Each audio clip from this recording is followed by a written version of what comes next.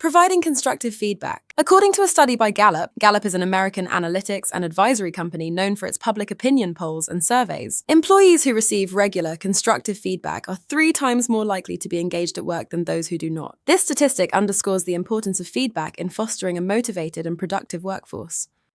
This section focuses on the art of providing constructive feedback. Constructive feedback is essential for growth and improvement in both personal and professional settings. It involves delivering feedback that is specific, actionable, and respectful. By mastering this skill, you can help others understand their performance, areas for improvement, and ways to enhance their skills.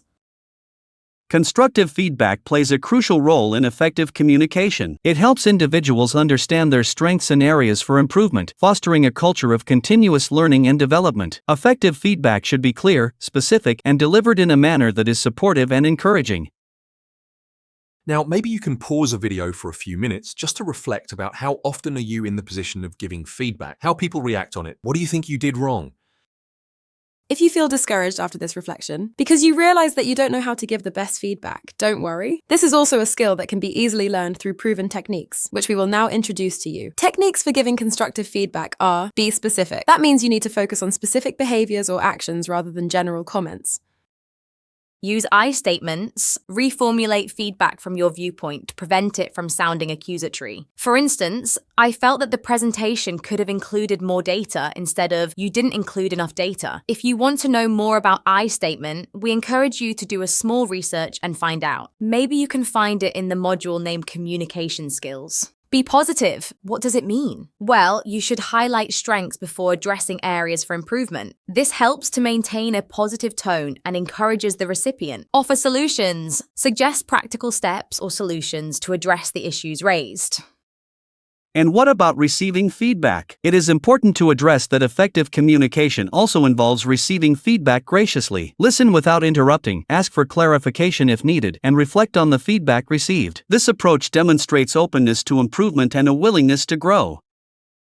There is a good way to practice this skill. Ask some of your peers or friends to give you feedback on something you did or are planning to do. Then, ask them to allow you to do the same for them. This way, you can practice providing and accepting feedback effectively. By doing this regularly, you'll become skilled at giving feedback when the situation requires it.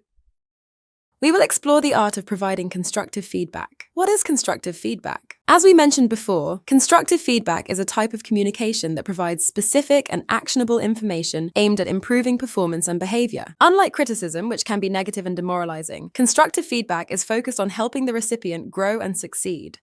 It involves delivering feedback in a manner that is respectful and supportive, ensuring that the recipient feels valued and motivated to make improvements. In the context of sports, this means helping athletes understand what they are doing well and identifying specific areas where they can improve. Constructive feedback not only helps individuals enhance their skills, but also fosters a positive and collaborative team environment.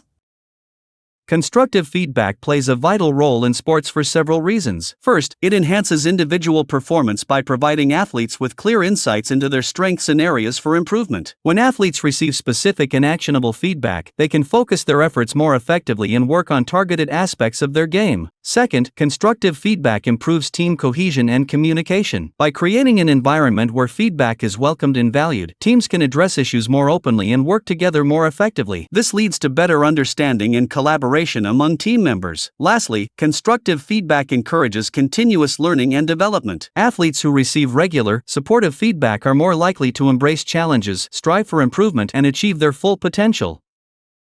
Let's remember techniques for giving constructive feedback effectively, and let's connect it with sport. Being specific in your feedback is crucial for it to be effective. Focus on particular behaviors or actions rather than making general or unclear comments. Specific feedback provides clear guidance on what exactly needs to be improved and how to do it.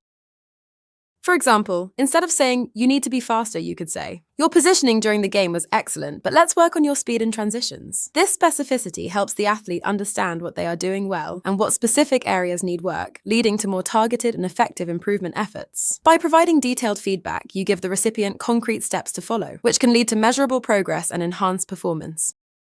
Using I statements to frame your feedback helps to avoid sounding accusatory and makes the conversation feel more collaborative. By sharing your perspective, you are less likely to put the recipient on the defensive. For example, instead of saying you were unfocused during practice, you could say, I noticed that your focus during practice was a bit off today. Let's find ways to stay more engaged. This approach encourages open dialogue and problem solving, making it easier for the recipient to accept and act on the feedback. I statements help to create a sense of partnership in the feedback process, where both parties are working together towards a common goal.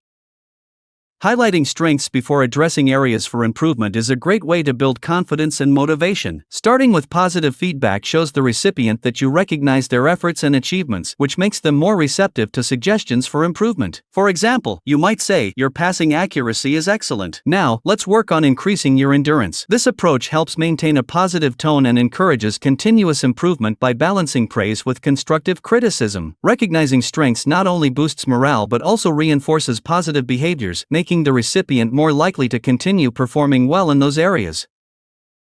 Offering practical solutions and steps for improvement is essential for constructive feedback. Providing actionable advice helps the recipient understand what they need to do next to improve. For example, instead of simply pointing out a weakness, offer a specific action plan. For example, to improve your endurance, try adding 15 minutes of interval training to your routine. This guidance gives the athlete clear, achievable steps to follow, which can lead to measurable progress and enhanced performance. Practical solutions ensure that feedback is not just about identifying problems, but also about providing pathways to improvement.